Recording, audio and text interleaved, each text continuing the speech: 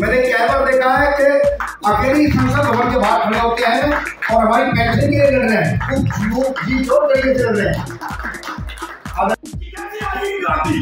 जब हम और आप जागेंगे साथियों, मुझे बाबा जी आज आपकी बड़ी याद आ रही है।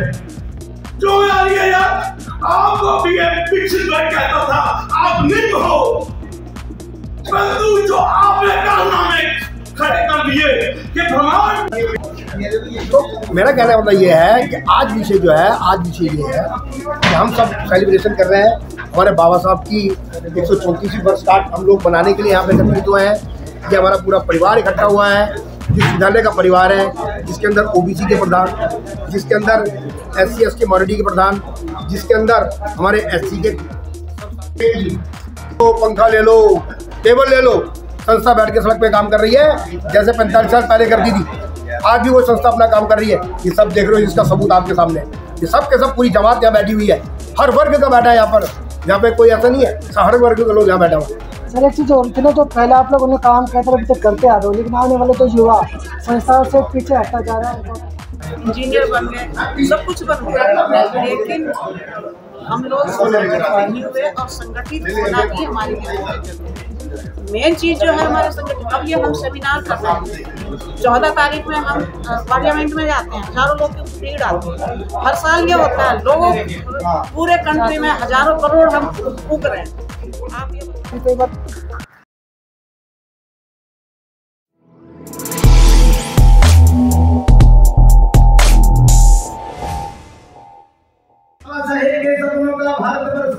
वो अपने ही देश के एक राज्य में छुट्टियां मनाने गए थे। उसमें नवविवाहित भी थे, उसमें हमारे सैनिक भी थे।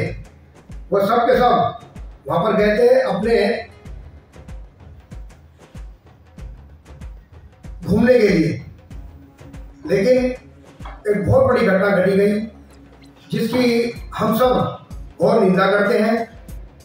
दिल्ली विश्वविद्यालय SC ST एवं कॉलेज वेलफेयर एसोसिएशन इस हुई घटना का, जो ये आतंकवादी घटना घटी गई, उसका घोर निंदा करती है।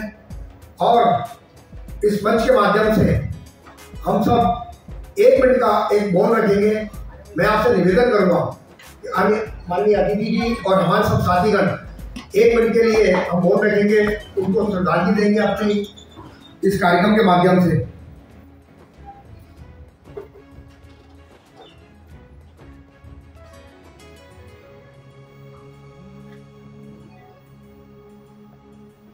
बाद में हमारे माताजी साहब ने भी कंधे से कंधा मिला के इस एसोसिएशन को प्रारंभ किया। हमारे मध्य में हमारी जो बरवाला पंचायत है, हमारी श्रीनिवास जी जो प्रधान के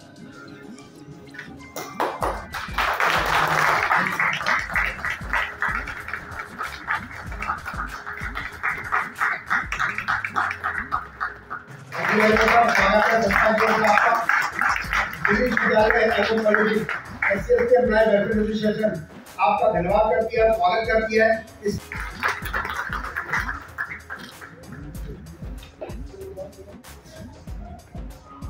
धन्यवाद सर।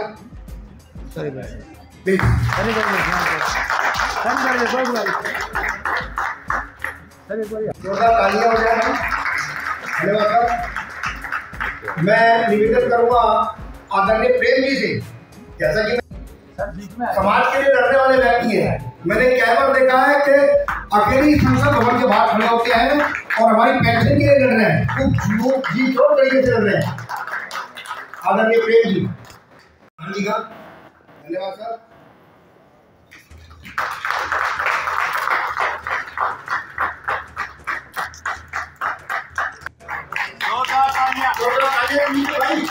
जी का स्वागत हो रहा है, तो इतना तो बनता है कि हम तालियां बजाएं।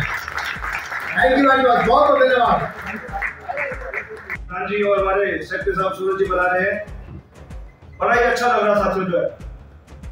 और बाबा साहब ने एक पैगाम दे रखा है, शिक्षित, संगठित और एक रहो साथियों जो है। क्योंकि मैं लोग जो ना विचारधारा से अलग होते हैं, कोई पंडित है, कोई कुछ है, मैं नवी गढ़ी में रहा हूँ साथियों जो है। मैं इस मंच के अंदर खुले मंच में बोल रहा हूँ साथियों, जो है बाबा साहब के करे हुए जो संविधान है उसका मैंने पूरा पालन किया साथियों। जो है कोई भेदभाव नहीं, कोई कुछ नहीं। मैं घटित समाज के बीच में पला बड़ा हूँ मेरे समाज के साथियों। जो है लोग एक दूसरे का पानी नहीं पीते, जो है हाथ को पकड़ के, जो है मैंने एक थाली में खाना खा रहा साथियों। तो बाबा साहब ने ये सिखाया हमको, हम सब एक रहे, खून सबका लाल है साथियों। जो है खून सबका लाल है, हमको एक रहना, शिक्षित रहना और संगठित रहना। धन्यवाद समाज साथियों। हमारे मेरे मौसा जी मेरे पापा जी लगते थे, उनका मर्डर किया गया, परंतु उससे मेरे को हॉस्पिटल लेके गए। तो पांडे जी, क्योंकि जैसे पांडे जी ने बताया जहाँ पे आपका घर है वहीं पे मेरी ससुराल भी है, तो वहीं से पांडे जी ने उनको ब्लड दिया और मेरे जो फूफा जी थे तो सब फोटो खड़ाए थे।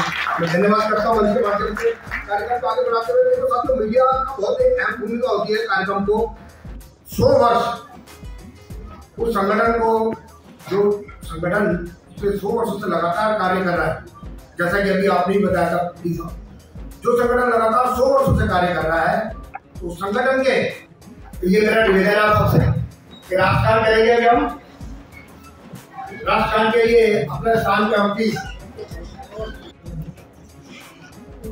जुमानी आगे आ जाओ,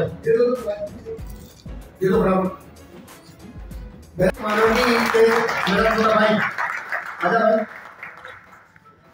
और कोई आया? धन्यवाद सर। किसी को अपने जीवन में उतार लेता तो हमारी जिंदगी क्यों ना बन जाए। साथियों, आज क्योंकि उनको क्यों छूट मिली है पता है? क्यों छूट मिली है? छूट इसलिए मिली है कि वो आपका शोषण कर सके, आपको वो दबा सके, इसलिए उनको छूट मिली है जो मर्जी आओ। जबकि दिल्ली यूनिवर्सिटी का जो संविधान है उसमें लिखा गया है नॉन टीचिंग में कोई भी आए उसका टाइमिंग 9 से 5:30 है। कभी देखा है आपने उनको आते हुए? आपकी अकाल कौन खराब करता है जो 11-12 बजे आते हैं दिन भर? 1% काम नहीं है साथियों, आगे में जागना पड़ेगा। आज हमें बाबा जी का नाम देखने के बाद जागना पड़ेगा साथियों। क्रांति हमें बाहर नहीं लानी है, क्रांति अपने घर के अंदर लानी है, अपने समाज में क्रांति लानी है। कि कैसे आएगी क्रांति? जब हम और आप जागेंगे साथियों। मुझे बाबा जी आज आपकी बड़ी याद आ रही है। क्यों आ रही है यार? आपको भी एक पिछड़ कहता था आप निम्न हो, परंतु जो आपने कारनामे खड़े कर दिए, ये ब्रह्मांड भी खत्म हो जाएगा, आपका नाम खत्म नहीं होगा। उसी प्रकार ये छोटी छोटी संस्थाएं भी कभी खत्म नहीं होगी, क्योंकि कर्मचारियों को उन्होंने 3,2400 ग्रेड पे हमें लड़के दिया है। आओ आज हम कसम खाएं अपने साथियों के ग्रेड पे के लिए मिलकर साथ करें ये, और कभी भी किसी का पाठ खराब न होने दे, किसी भी अशोषित व्यक्ति को अपने ऊपर हावी न होने दे। आज ये कसम खानी चाहिए हमें अपने बाबा जी के जन्मदिन पर। अगला बार जो दिन आए तो वो डरे आपकी बात खराब करने पर। हमें बोल के कार्य नहीं करना है, हमें दिखा के कार्य करना है।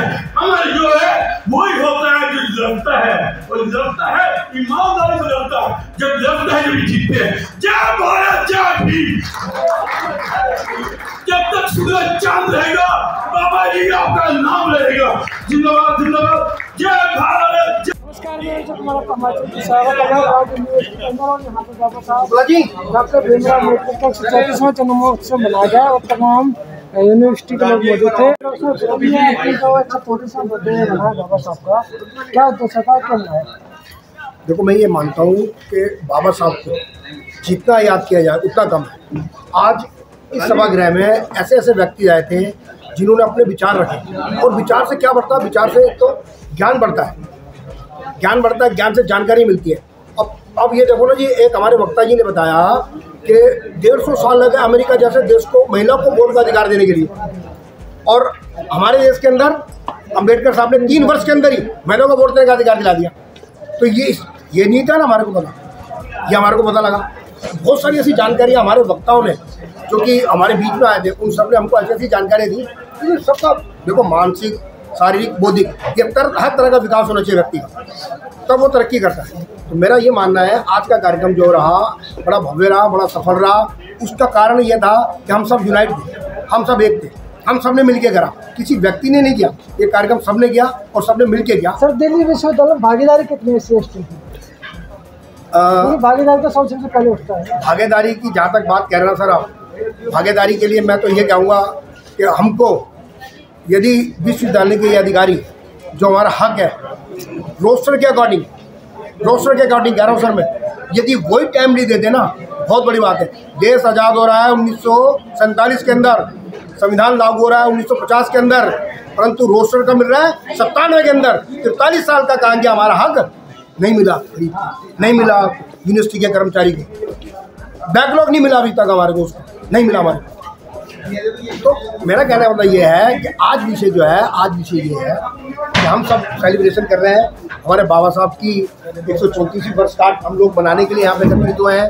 ये हमारा पूरा परिवार इकट्ठा हुआ है, जिस विद्यालय का परिवार है, जिसके अंदर ओबीसी के प्रधान, जिसके अंदर SC/ST माइनॉरिटी के प्रधान, जिसके अंदर हमारे SC के सब साथी, जिसके अंदर हमारे जो अदर कॉलेजेस से आए वो साथी, जिसके अंदर जामिया मिलिया से लोग हमारे यहाँ आए, जिसके अंदर हमारे प्रोफेसर रहे, हमारे स्टूडेंट रहे और हमारे मुख्य अतिथि के नाते से आदरणीय श्रीमान चमन जी रहे संघ के तरफ से, हमारे प्रमोद जी प्रोफेसर इग्नो वो रहे, हमारी जो मेन डुकू है उसके प्रधान आदरणीय देवेंद्र शर्मा, रविंद्र पांडे जनरल सेक्रेटरी, ये लोग रहे। और इन सब लोगों ने हमारी माता दिन सर, मैडम एक मिनट आइए, हमारे जो इस संस्था को शुरू करने वाले प्रोफेसर माता दिन, उनकी मिसिज हमारे साथ आई, हमारे लिए बहुत बड़ी उपलब्धि रही। हमारी संस्था के हमारे वो रंगा जी व्यवस्था में लगे, उनके फादर आपके हस्बैंड इस संस्था को स्थापित करने के लिए जब थी ये संस्था शुरू हुई आज से लगभग 45 वर्ष पूर्व, तब आपने इस संस्था को प्रारंभ किया, आपके हस्बैंड ने, प्रोफेसर माता दीन जी ने। उनके जो सहयोगी के नाते यानी कि महासचिव के नाते से है हमारे रंगा जी, उन्होंने इन लोगों ने मिलकर इकट्ठी करी, पेड़ के पीछे छुप छुप के संस्था बन की थी। पहले तो आज भी वो स्थिति हमारी सर, हमारी एसोसिएशन को ताला लगा दिया सथौड़ी ने। हमने कहा एसोसिएशन बंद नहीं होगी, भले ही हमसे छत ले लो, AC ले लो, पंखा ले लो, टेबल ले लो, संस्था बैठ के सड़क पे काम कर रही है जैसे 45 साल पहले करती थी। आज भी वो संस्था अपना काम कर रही है। ये सब देख रहे हो, इसका सबूत आपके सामने है।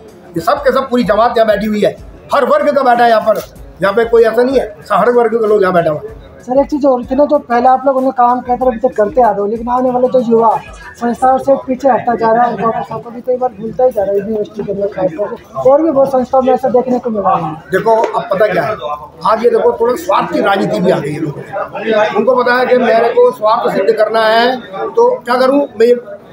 अभी तक कहाँ थे भाई आप? ऐसी संस्था है जो कि प्रोग्राम करा के गई है उन्होंने अभी तक, ये देखो ना जी, अब तक कहाँ थे भाई आप? अब चुनावी मुद्दे हैं, लोगों को पता है चुनाव आ रहा है, ऐसे भी हाँ, तो संगठित रहोगे। देखो फिर हम कह रहे हैं बाबा साहब संगठित रहोगे तो डटे रहोगे। अगर खंडित हो जाओगे, बिखर जाओगे तो कोई नहीं पूछेगा आपको, तो युवाओं को क्या करना चाहिए? देखो युवाओं के लिए मैं फिर ये कह रहा हूँ, युवाओं के लिए जो बाबा साहब ने सीधा कहा कि संगठित रहो। फिर मैं कह रहा हूँ जब संगठित रहेंगे तो सारे हक मिलेंगे आपको, सारे पार्ट टाइम वाले को फुल टाइम मिलेगा, और जो है कॉन्ट्रेक्चुअल है उसको फुल टाइम मिलेगा। और जो हमारी बहुत सारी ऐसी हमारी प्रमोशनें जो नहीं हो रही है वो हमारे को टाइमली मिलेगी। जब तक हम विखंडित रहेंगे ये अथॉरिटी हमें कुछ नहीं देगी। मेरा तो यही मैंने आपके माध्यम से कहने का ये है कि संगठित रहेंगे सब कुछ मिलेगा।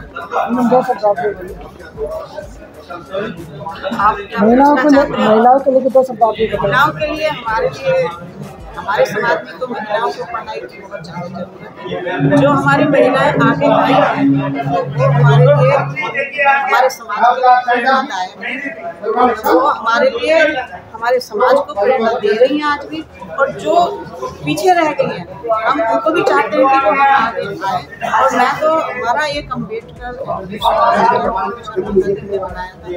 2009 और 2009 में से मैंने शुरू किया था बच्चों को फ्री एजुकेशन देना सावंत पार्क में, संगम पार्क में, और ये करीब कोविड तक मैंने चलाया। अब कोविड के बाद मेडिकली प्रॉब्लम है।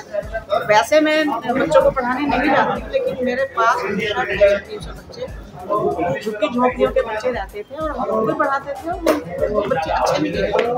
हमारे शिक्षा तो हमें है ही जरूरी है। अगर शिक्षा नहीं होगी तो सारी बात यह है कि हम कहीं पे भी आगे नहीं आएंगे। बाबा साहब का जो सबसे पहला 3 चीज़ों का नारा था, शिक्षित बनो, संगठित रहो, शिक्षित रहो, संघर्ष करो।